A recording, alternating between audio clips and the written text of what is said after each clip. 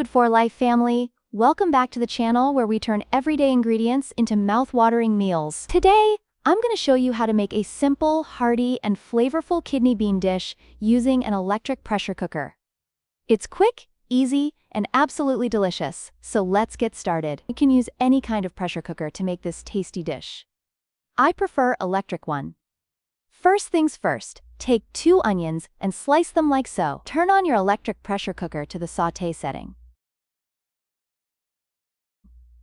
Pour in 1/4 cup of oil and give it a minute to heat up. Now toss in the thinly sliced onions and sauté them until they're soft.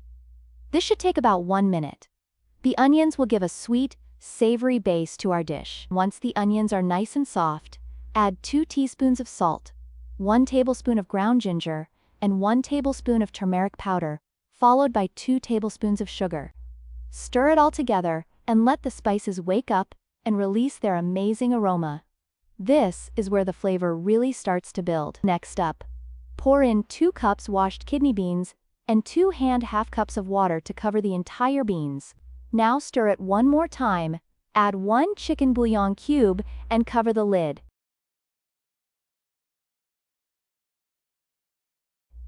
Set up the pressure cooker for about 20 to 25 minutes or so. This process will dissolve the onion in the water. After 20 to 25 minutes, check if the onion is dissolved completely or not.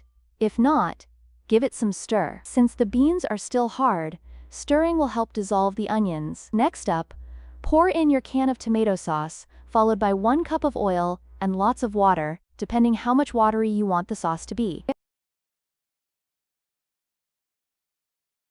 Give everything a good mix so that rich tomato flavor blends with the spices and onions.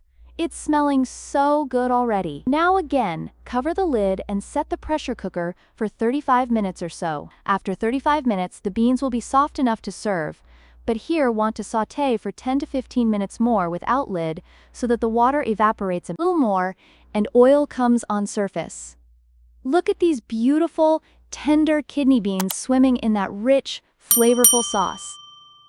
You can serve this over rice, with bread, or with nachos, burritos, or even on its own as a hearty stew.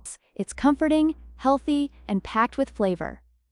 Thanks for cooking along with me today. If you loved this recipe, give it a big thumbs up, hit subscribe, and ring that notification bell so you never miss a recipe on Food for Life. Drop a comment below if you tried this or added your own twist. I love hearing from you. Until next time, keep cooking, keep smiling, and I'll see you in the next video. Bye for now. Like and subscribe.